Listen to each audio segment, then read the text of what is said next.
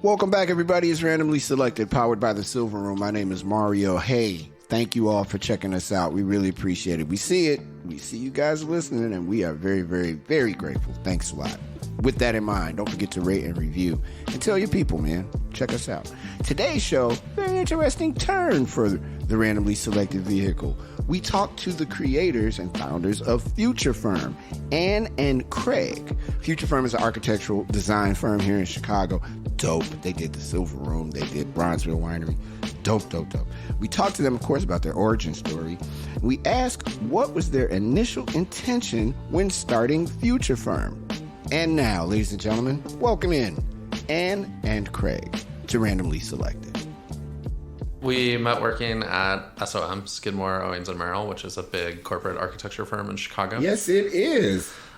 So I started there in 2008 and started in 2011 and got assigned to the same project as me. So we were working together all the time, and I guess it all went from there.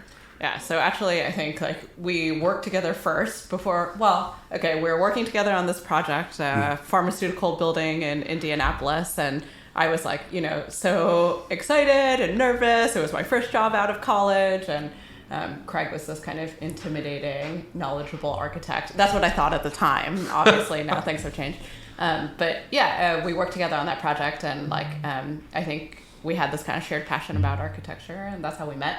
Then I left Chicago to go to grad school, and I was like, hey, this was a summer thing. It's over. I told all my friends, I was like, I don't know, I have to go to grad school. He was nice, but I'm headed to Boston. And then a few, I think, weeks later, he's like, so Labor Day, what are you doing? I might come and visit. And then the rest is history, I guess. I don't remember it exactly that way. I think you called me and you said, do you want to come visit for Labor Day? But you guys had made the plans happen already. Yep. You were making the plans and didn't even know you were making the plans. What sparked the interest in architecture for either or both of you? Yeah, when I was growing up, I actually wasn't exposed to a lot of folks who are in architecture, engineering, or construction. Craig and I always talk about how most everyday people, in terms of professionals, everybody interacts with doctors, some people interact with lawyers, but actually many people never interact with architects. Mm-hmm. And even when I was going to college, my parents, I even think to this day, my parents aren't totally 100% sure of what we do. My parents apparently went on a walk, and my mom was like, Anne says she wants to go to architecture school, and my dad was like, but my friend told me that people just order plans out of a book now, and you don't need architects. And they were conferring, and they're like, should we still encourage her, even though this is a dying profession? And they're like, well, if that's what she wants to do, we should let her go. But they thought they were sending me to this lost career that would no longer be useful. But I went to a technical high school where you basically did shop training, so metal shop, wood shop, and glass shop. It was initially a high school that trained people in building trades. Here in Chicago? In San Francisco. Okay. And we had a drafting class there, and I had this really inspiring teacher who talked to me about architecture and design, and that's how I got into the idea of it. Shout out to the vocational and technical high schools. Yeah. More of those, please. Yeah. It was that I think made all the difference, because otherwise I wouldn't have known that architecture was a field or something that I was excited about, and because I liked drawing and I liked cities, that was something that was important. I went to Chicago Vocational. Cool. And my drafting teacher, Mr. Soretto, was the man. Yeah. But I sucked at drafting. Super horrible. What about you, Craig? I grew up in the kind of construction industry. My dad started as a carpenter, and then eventually became a general contractor, and then started doing some kind of development out in the northwest suburbs where I grew up. So I was always on construction sites. And then my sister, who is 3 years older than me, actually went to architecture school first. And I kind of saw what she was doing, what she was working on. I liked that it was hands-on. I liked that it was visual, that it required drawing skills. So I kind of followed her footsteps, went to a different school, but got into the same career.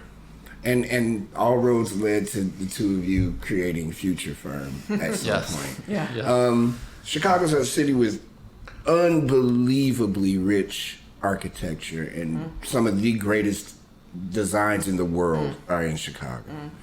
When you all set out to create Future Firm, what was your intention?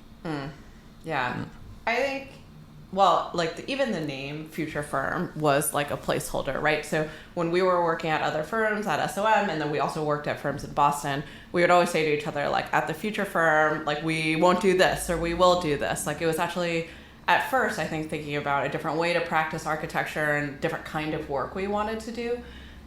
So I think maybe there were two things. One, we felt like we wanted to contribute to cities in a different way. Like one of the ways we've been describing Future Firm recently is we want to build the messy vitality of cities, which is like a quote from Denise Scott Brown. And I'm like using as a placeholder this idea of like maximum diverse ways of living per square mile. So how do we build this like really thriving city? And then the other thing is like a different way to practice architecture. Like I think for both of us, like working at a corporate firm, like working on projects that were overseas with teams of hundreds of people where we never met the people who would like live or work or use the buildings that we were working on, like it felt kind of alien. I don't know, for me it felt like this wasn't why I got into architecture in the first place. It was a very different career than what I had imagined. So we started Future Firm so we could like work with people who are our friends, who are like in the neighborhoods that we live in, or we become part of their communities over the course of the project. That was really important. And also to try to find a way to deliver architecture in a different way that wasn't so, I'm not sure what the right way to say it was, like that wasn't so removed from the buildings themselves and the way they're existing in the world.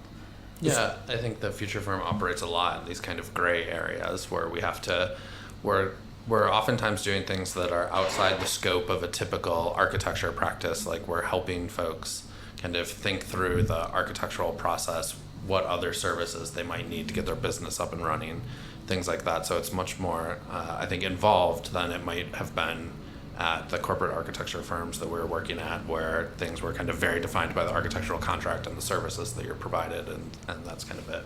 Is part of that challenge being able to, because in my notes here, I have a section I do want to get into a little bit later, but is that part of the idea of redesigning Chicago, what a future Chicago, Illinois looks like? Yeah, I think so. Yeah, you say yeah. I think that like one of the things that Anne and I really like doing is imagining different possible futures for Chicago. And when we see something that doesn't work or could be better, it's fun to think about like, okay, what are the pieces needed? Like what kind of things could we do to make this more interesting? Rebel Garages is a really interesting example of that, which was an early project that we did, where we looked at all of these folks that were doing cool things in their garages, training dogs, running an auto mechanic shop, having an art studio. And all of these things are kind of against the letter of the zoning code. And we said, that's pretty silly that like everyone in the city loves doing this. Alleys could be more interesting public spaces. Like, why don't we think about ways that we could change the zoning code or the municipal code to make these things happen more, which ultimately we think makes a more interesting city. Yeah. And part of that, and I'm guessing, but part of that, the Celebrate on State thing that they do when they have the events in the alleys, Yeah. The way that changes how the alley is utilized. Yeah. And the few times that I've been out east to New York, no alleys, I feel weird that there's no alleys. You know what I mean? Yeah. Chicago, if nothing else, what connects all 77 of these communities is those alleys. Yeah. Essentially. And I think it's really interesting to be able to manipulate them and make them into public space. When we were doing that research, like we went and interviewed people all over the city who had we called them rebel garages, and like they came to us by word of mouth. They were just like friends of friends who were doing weird things in their garages. And I think what we found is like all the neighborhoods, people use alleys in a very like interesting and different way that is specific to their neighborhood, and sometimes even specific to their block. Like we would visit one block where there were a bunch of families, and they had connected all their backyards, and they would like close off the ends of the alleys because the kids would like play in the yard and then also in the alley. We went to another one where it was like a guy's alley where like on Saturdays like all the guys would open their garage doors and they'd be fixing cars and things like that. So it's like there were all these kind of little microcultures to the way people were using alleys, but we didn't go anywhere where people were like, oh, we don't take advantage of that. It was like actually a kind of amazing side street And yeah, right now, like almost all of those uses are illegal, and people are doing like all sorts of cool things where they change their garages in illegal ways. But I think for us, it means like reflecting on how the building code or the zoning code works. Like if that is a thing that is already done and kind of beloved by Chicago, like I don't know, if we could lean into figuring out how to do that more. I not to cut you off, but is it changing the zoning laws? Is that you guys like hitting the city going, hey, look, this is kind of archaic. We can make this better and make it more efficient. So Future Firm is out here like lobbying to change the so with that project, we did 9 policy proposals, changes to the municipal code, the zoning code, and the building code. Like there are all sorts of like small things you can't do that we saw that people were doing and they really loved, right? Like could you do a taller garage so you could do a like second story? Could you do a coach house so you could have your in-laws live in it? Could you actually have your barber shop in your garage? Those were changes, policy proposals we made. Some of them have advanced as part of the ADU pilot program, since there are a bunch of chorus of other people who are calling for accessory dwelling units as well. So I don't know, that kind of policy proposal stuff is work that we also find important and interesting. Yeah, and I think specifically the zoning code tries to flatten the city, right? To make everything the same, so that if you're living in your house, you know that there's going to be someone in a like similar house next to you. But in a lot of ways, that I think that also makes the city less interesting. So for me, it's like the zoning department, I want them to operate from a kind of starting point of saying yes, like how can we make this happen, instead of saying no, we don't want to make that happen. And the alleys, to use those as an example, for me are such an interesting part of Chicago that is unique to Chicago. San Francisco doesn't have alleys. New York doesn't have alleys. It's a kind of thing that makes Chicago special. And in our kind of current age of the global corporation, like I can go to a Starbucks in any city in the world, but I don't want to travel to Beijing or to Portugal or to South America and sit in a Starbucks. Like that's boring. So what are the interesting things that we have in Chicago that we should be celebrating? I think alleys are one of them. And speaking with Ann and Craig on our show today, we ask, how do they approach a redesigned Chicago? And what does that mean? And also, how do they see equality being created across the board? Here's more with Ann and Craig from Future Firm on Randomly Selected. One, I think that there's like a ton of creativity and really interesting things already happening on the South and West Side, and they need capital to make those things happen and to grow. And the Neighborhood Opportunity Fund is one thing that's driving capital to those projects, and that is something that we've worked on a lot. The Neighborhood Opportunity Fund is basically when developers build larger scale buildings in West Loop downtown on the north side, they have to pay into that fund. That fund gets turned around in part to grants for small businesses on the south and west sides. So we work with folks that want to open a grocery store, open a restaurant, and we help kind of bring their design vision to life for their business. And I think that that's one way of kind of supporting a kind of reimagination of the how we can kind of build the south and west sides into something that is more interesting than the north side, actually. Yeah, I think mostly we see Future Firm as like in service of the work that is already happening on the south and west sides. Like it is not like I don't know. I would say like I was about to say it's not like we have a bunch of business ideas, but we do actually have a bunch of business ideas. But actually, mostly we meet with like small businesses, organizations, community organizations, sometimes individuals who are like have a plan, and mostly it's folks who actually already run small businesses and have known for a long time, like, oh, hey, there's a huge demand for me to do like a little market here that does fresh food but also does burgers. Like that's a project we're working on in North Lawndale. Or like Revolution Workshop is on the west side. Oh, there's a huge demand for folks who are like want to get into the building trades and need to do workforce development. Like, and they're like, hey, if we just had like a little bit better facility, different facility, upgraded our store, upgraded our space, like that would make all the difference. And I think that that's a lot of the work we do. So how do we kind of like marshal architecture and design, both the kind of like beautiful parts of design to make like spaces that are really compelling and welcoming and warm, but also just to like do battle with the city, to like get permits, to do battle with general contractors to get things built, right? I think that's like the kind of two sides of what we do. To do battle with the zoning department. Yes, to do battle with the zoning department, who like are filled with I don't know. Yes.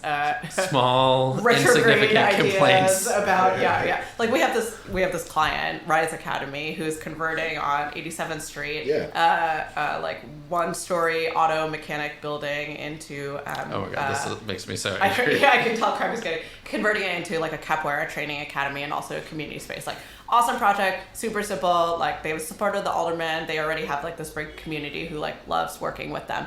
And like we got this comment back from the city, like their building is 3 inches over the property line. So like building was built like in the late 1800s. Like over 100 years old. And they're like, you can get a permit or you cannot renovate this. And I was like, so are you kidding? I'm like, you guys, look at this permit and just like evaluate to yourself. Like, would it be better for these folks not to do this like amazing project, right? Which is like actually not, it's not that ambitious. It's not like they're doing a skyscraper there, right? They're like renovating a building to serve a community that they're already part of. Like, you guys want to like hold them back by saying 150 years ago, some guy who didn't even have measuring tools like built this building like 3 inches over the property line. Like, I don't know. It's those moments. But the real, I think that we should be clear about the real impact of this, which is because that wall is 3 inches over the property line. If they want to change that wall at all, if they want to put a window in that wall, they have to get a permit from the Chicago Department of Transportation that will, in perpetuity, charge them rent for that 4 inches every year. Yeah. So they will have to pay forever because that wall is 4 inches over the property line. Another one of our clients has a piece of property that the grass extends outside of their property line. And you can bet that if they did not mow that grass, even though it is outside of their property line, they would get a violation and they would have to pay the city for that. Wow. So in both cases, the city is charging money for things that they have no business charging money for. And it is these like small indignities that the zoning department, CDOT, puts people through that just like makes you want to rip your hair out, because it's like, it's so easy to say like, sorry guys, it's 4 inches over the property line. You're going to have to pay $120 a year. Instead of saying like, hey, this is a project. And call it a day. Yeah, funded by the city that like we've already decided as residents of the city we want to support. Like that, even Revolution Workshop, which is like a big nonprofit on the west side. If you guys have seen it, it's on Lake Street by the Lake Kedzie stop. Yeah. They have this like beautiful mural, right? Like almost like Diego Rivera style, like worker, like gorgeous. Like it's a beautiful beautification of their building. When we went in for a permit for them, it's like, hey, you guys don't have a sign permit for this, so you either need to get a sign permit or you need to remove the mural. I was like, you want them? I was like, you want them to remove the mural? I was like, that is the solution. You guys looked at this building and you thought to yourself, on Lake Street, like this amazing building with this, you know, like exquisite artwork, like depicting folks like from communities of color, like building the city at large, like, and your idea was like remove the mural. Take the mural down. And I was like, that's the idea you came to. And I don't know, like some of those moments, it's kind of like, it's hard, you know, like I think it is so obvious to everyone. It's hard not to scream. Well, I think it is so obvious to folks who are doing work on the South and West Sides, the bigger vision. Like it's obvious to us, like, hey, like here are all these exciting folks who are like doing businesses, they're running organizations, like we're all in it together, like we're pulling forward, like there's enough challenges. So for like the city to be like, remove the mural, I'm like, are you kidding? But that's like, part of what's been holding, that's part of what's been holding the South and West Sides back from having those same wonderful things that the North Side, the dreaded North Side has. I know. It almost sounds like, the bureaucracy more than, almost as much as lack of resources, this being a resource. Yeah. But the bureaucracy is crippling the South and West Sides of Chicago from fully reaching their bloom in their development. We've got a new mayor now, though, who is a very progressive mayor. We have an amazingly progressive city council, brand new city council. Do you think that you'll be able to have some dialogue with the new mayor and or with members of the city council and suggest, you know, again, some of these things that you are doing, your policies are profoundly archaic, and they're actually hurting people. Yeah. If you're looking for a way to kind of, you know, spread the wealth, this is one way. Let's loosen up some of these dumbass ordinances that you have, because they're not helping. Say your bumper sticker idea. Kiefer Don, who's another architect in the city, shares office space with us, is part of the DSA community. Him and I always kind of complain about the Department of Buildings or zoning together, and we said we're going to make a bumper sticker that says socialists and developers agree, reform the DOB. Because it's true. I do think it's actually kind of like apolitical, right? Yeah. Like for the DSA, for folks who are advocating for equity, like broadly writ, red tape is, like you said, like a issue that prevents growth, prevents like thriving. But developers also are pissed about it. Like even developers on the north side would like sensible, rational conversations about their projects, right? I don't think like there's anyone in the city who feels like, oh, excess regulation to an absurd Kafkaesque degree is like what we need to go to the next This step. will make us Right, better. This will, like, nobody. Yeah. And on one hand, like for us, like as licensed professional, etc., I'm like, okay, health, safety, welfare, that's important. Like we have building code because we believe that like everybody deserves to live in a safe and like non-dangerous building, and certainly know like that building code has been a way to like hold problem landlords' feet to the fire, right?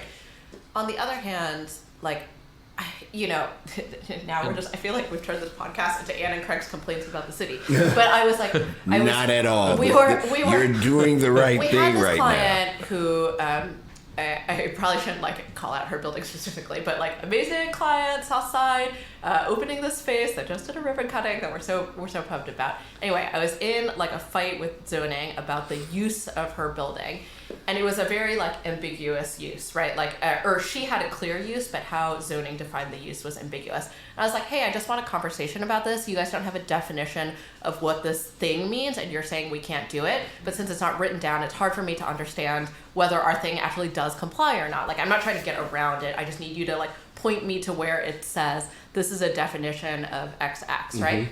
Because it didn't exist in the code, and I reviewed. And somebody from the zoning department called me and said like, Anne, like, you better not be looking for special treatment for this project because it is a neighborhood opportunity fund project. And I was like, in that moment, I was just like so overwhelmed, and I was like kind of captured by my own desire to like, I don't know, acquiesce to people. So I was like, I'm not looking for special treatment, blah, blah, blah. And I was like trying to talk him down. But then when I like hung up the phone, I thought when developers, like if you're doing a tower, when you bring your project to the city, you go through something called developer services. So you actually do get special treatment. You get your plans reviewed by a special like group of people who are having a conversation about the projects. If you are a big developer, they are people who are professionals outside of the building department. Right. Yeah. And then you have a zoning attorney, right, who's going to help ease the way because they're connected to X, Y, and Z person. So actually, our client doesn't want special treatment. She wants equal treatment. She wants the same treatment that folks are getting who they actually get special treatment that's outside the norm, right? And so that was the thing that like kind of frustrated me, that sometimes the city thinks like people trying to do projects on the south and west sides, they want something like special. But actually the reality is like we want the thing that the folks who are putting up towers on the north side are getting, because like everybody knows it is freaking impossible to like have a conversation about a project and do it the like way that is monolithic and treats everyone as if, I don't know, we're trying to get away with something. That is the piece that I find very frustrating. The danger is now the two top people at the zoning department, I think, know Future Firm by name. Yeah. And it means we're either going to start winning these battles, or it means we're going to get run out of town. Yeah, so exactly. We'll see how it turns out. Speaking of the future, do they trust the future? And what does the future hold for Future Firm? Damn, that's a lot of futures. Here's more with Ann and Craig. Do we trust the future? I think because I have a 9-month-old at home, I have to in some way believe in the future. I think that architecture by its nature is a very forward-looking kind of profession that we're thinking about. Like if someone's going to just simply invest money in a building, it's something that you want to last for a while. But it also you're always talking to people that have dreams about the way they want the city to be better. So in that way, yes. I think when I read the news, maybe not, but I think we try to kind of imagine a future that we think can be better for everyone and build towards that. Yeah, I don't know. It's such a hard question. On one hand, I want to be like, I don't trust anyone, like including the future, right? Like we'll believe it when we see it. Like the promises can be made, but like when those things are brick and mortar, then we believe it. On the other hand, like Craig said, yeah, we have a baby, and our projects are always like rolling the dice, right? Like we wouldn't be architects if we didn't believe things could happen that aren't happening now. So we have to have like faith in the future. And that like becomes this like very, I don't know, like touchy-feely spiritual thing to say, but like if we only believed in the now, we would be building officials who just go around complaining about people's murals, right? And like, about 3 inches off the property right, exactly. line. That's about the now, right? Yeah. But like to have faith in the future is to say like this building, which right now we see as like a rundown masonry little building that's not being used, like in the future it could be this amazing center for community, for culture, for all this stuff. So we have to, but I think it's kind of, it can be like an effort in some moments, but that is like an interesting practice we have to cultivate. We talked earlier, or I think I said something earlier about gray areas and the mural issue on this project on the west side. We talked to the client and we said, okay, we're going to put a note on the drawings that says remove mural. The drawings are going to get approved, and then we're never going to remove the mural because the person in the zoning department isn't going to go out there and check that the mural was removed. Right. So that our client looked at this issue and also said, like, screw you to the city, like, we're going to do what we want. Like, to have that kind of, to know that other people are kind of with us in looking at these things and thinking that they are ridiculous makes me feel good about the future, that we have, like, comrades in this kind of resistance of the bad parts of the bureaucracy. The bad parts of the now, too, right? Yeah. I'd be remiss if I didn't talk about a couple of projects that you all have done that have directly impacted my life. One of them across the street from here, Silver Room. Yep. The other one down the street from here, a little further down the street, Bronzeville Winery. Yeah. I've known Eric let people around us tell it forever. I've known him for about 25, 30 years. I've seen his vision with things in terms of how he looks at space. Yeah. That over there across the street, that idea, it is phenomenal to me considering what it was. It was coconuts, I think, back in the day, right? So it was a record store, and seeing it now being this functioning, breathing, organic building or structure that has people coming in and out of it doing great things, and there's art and there's commerce and there's Eric singing occasionally, if you catch it, which is almost not. It's not just occasionally; it's quite a bit. But the idea of all of this, and then working with Norman T, and then doing all of this smack in the middle of a global event that was taking people out of here. Did that project change Future Firm at all and how you look at things? Yeah. I mean, I'm sure so many people, I'm sure, like, we should make a club of people whose lives Eric has changed, right? Like, in the sense that, like, Eric looked at all of us, you know, I say, like, broadly writ, at some random point and was like, I'm going to take a bet on you, right? When Eric, we're editing all of your name is going to get bleeped out like a NWA record. Like, I don't know, all of us in whatever situation, we're like knocking on doors, trying to get people to take a chance on us, right? And like, we know that's the case for so many people who have products in the Silver Room, or DJs who wanted to, play at the block party, or now at Bronzeville Winery, like chefs who wanted to like make it, or people who wanted their art on the wall. And like, for whatever reason, Eric was like, okay, like, I'll trust you. And to this day, like, I'm not kind of totally sure why, because it's not like we were like very proven art. Like, certainly Eric had access. Yeah, I'm sure he could have hired whatever big famous retail design firm to design the Silver Room, but for whatever reason, he was like, Anna and Craig, like, two young architects who I met through my friend Paula, like, you guys are the ones.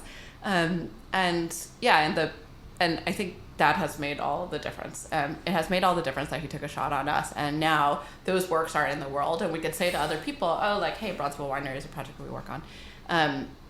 But it has also changed, like, so it was our shot, I would say, like, and that is a thing we will always, I think, owe Eric for, but also owe the South Side for, that, like, before anyone else took a shot on Future Firm, the South Side did. And I think that, so, like, that was one piece. I think the other piece is that it kind of changed how we practiced architecture. Like, because we were working with Norman on the Silver Room, and also so collaboratively with, like, Gravity, who did the electrical and the lighting. Shout out to my man, Drew Kirkland. Gravity, who was, like, texting me, like, pictures of, like, hanging detail, like this, like, master's attention to detail. He's like, should we, like, crimp it this way or this way? And I was like, Gravity? I'm like, I don't know. Like, you choose. And then the same way on Brownsville Winery, like, it's such a collaborative team with Bertley, who is the builder, with our consultants, Victoria, the mechanical engineer, but with Lucy, who did the lights, and Krista Franklin, who did the artwork. It kind of was like a much more horizontal way of working in architecture, and I think that's what maybe Craig and I were trying to explain in the beginning, that, like, traditional architecture firms, you get the job and you just, like, execute it in your little silo, and then, like, then you hold the paper, and then you just, like, enforce the paper until the project is built. Like, I think Silver Room and Brownsville Winery were built in a very different way, right? Which we were architects, but we were, like, side by side with all these other folks who were contributing other things to projects. And now we bring that approach to almost any other project we do. We were visiting with, like, a big architecture firm, and they were, for a project that Cecilia Cuff, the other owner of Brownsville Winery, is doing, a POP project, like a placemaking park in Brownsville. And the bigger architecture firm was like, so are you guys doing community engagement on this? And I was kind of like, well, like, Cecilia and everyone on the team, like, almost everyone lives within walking distance of the site. So, like, they kind of are the community already. And, like, they are bringing their own people, and, like, their own people. Like, it kind of was hard for me to explain, like, because we're not doing this in a silo, because the team is, like, from the community, because the team like, has already been invested in this site and this project and the work they're doing, like, it was always already engaged, for better or for worse. We got all the comments in the beginning. We're taking all the comments along the way. So there doesn't have to be, like, you don't have to, like, hire a consultant to do community engagement. Like, Cecilia's, like, people are already the folks who have investment in the project and are meaningfully bringing it to the next step. So I'm thinking, besides this wonderful baby that you have, who we've already discussed earlier is trying to escape from you, you guys moved from your Bridgeport location to downtown? Yep. yeah. I am very upset with you about this because as I mentioned earlier, successfully for, I can't remember how many years, I would walk past and go, wow, that looks so cool. Everybody in there is dressed real cool and they're working on all this cool stuff. And I remember when Eric was like, Future Firm did, and I got, like, I was excited. I'm like, man, I walk past there all the time. Nice. What precipitated the move, and how has it been since you became part of the downtown miasma, if you will? Well, we are on South Wabash, so we have not Still technically. South Side So address. you're still on the south side. Very good. just Very good. by 2 blocks. One block. Very One block on the good. south side. We call it the dingy block of Wabash because it is the kind Central of camera. the block that Central Camera is on. Okay, word, yes. Like we're at the Chicago. That is the greatest camera shop on earth. Yeah. Central Camera. I need some stuff from them. Yep. I think the team, the Bridgeport space, we were kind of busting at the seams because the team has grown. There was one tiny bathroom that didn't have a lock on it. There was one tiny kitchenette. The team only had, the 3 places you can eat in Bridgeport. Yeah. Like if Edmar closed for a day, like nobody had anything to eat, it's like all over. No Kimski, no Marias, no nothing. Then you're just like looking around, like looking at slurries, deciding if that's like actually worth it. Well, are we playing all the hits today? Playing all the hits today. Slurries. Right, that's my guy. But I think that I don't know, it's been going well in the new office space. I think it feels nice to have more space. And somehow, I think as the firm grows, we also, how do I say it? We also still want to be taken more seriously by bigger and bigger clients, whether those are institutions or municipalities or kind of other public-facing entities. And I think being in a former bar does not lend itself to credibility, and having an office in the Loop does. So that's maybe one thing that we were thinking about. But I hope it does not change the way we practice or the way that we think about the city. Yeah, we used to do this thing in Bridgeport called Night Gallery, where we were in the summer months projecting films and videos into the storefront window from sunset to sunrise. And like that actually started before the pandemic, but it was good during the pandemic because people weren't going to galleries and stuff. And people would like gather on the sidewalk for openings, and we would drink, and like Chuck, the gentleman who wanders Bridgeport, would like come and hang out with us, you know? Sure. Chuck, this is a shout out to Chuck because I've not seen Chuck now in months, which is maybe good for both of us. Maybe, right. Anyway, but like that was something that was really important to us because it was a way of kind of like being in the neighborhood and like meeting our neighbors and like being kind of scrappy, but also elevating like the voices of other designers who were trying to do interesting work. And we haven't figured out how to do that yet in the Loop. And I think we want to. I think we want to figure out how to bring back like our party culture at the firm. And certainly like Silver Room does this too, right? Like I think we're aligned with Silver Room in that we like to be small businesses. We have like the daytime business. We're a store, we're an architecture firm. But at night we do other stuff, right? Like we have folks to share their work. We do events, things like that. I'd like to bring that culture back to the office at the Loop because it was really kind of made us who we were a little bit. And I don't want us to turn into like a weird, stuffy architecture office just because we've moved. I don't think that will happen. But agreed. Like I think we want to make the Loop like a little bit more like interesting or something. More like the community of the future. Yeah. I gotta say this. We've done a bunch of these. This was a very, very interesting conversation. There's so much more stuff that I could ask. Real quick though, on the way out, are there any? We use the word future way more than I've ever used it in my life. Are there any future projects that you guys can chat about that folks should be on the lookout for? I will say the project that was previously confidential but has just been revealed by Department of Planning and Development 2 days ago. We've been working with Southside Community Art Center, which is one of the oldest institutions of Black visual art in the United States. And they just got a multi-million-dollar grant from the city of Chicago to make a vision come to life, which includes kind of doing some renovations on their historic building that are going to be really important for that building to preserve it, which is an incredible asset, but also supporting the artists and their community, both by creating some additional spaces and I feel like I should keep actually some of it under wraps, but creating more spaces for kind of events and programming and all the work that they're doing, supporting artists now and in the future. So super pumped about that one. And it is very well deserved that they got this big grant from the city, and we're excited to take it to the next step. It's a wonderful building. It is a profoundly important part of the city of Chicago that deserves all of that protection that you guys have been provided. Thank you so much for being our randomly selected. I've never had an interview with anyone from Future Firm before, but I hope that we get a chance to talk again soon. Thanks so much for having us. Yeah, thanks for the great questions. And don't let the baby escape. Yeah. Did he pay you to say that? No, not yet. Next time when I see this baby, we will have a chat about making sure that he gets me some loot every night.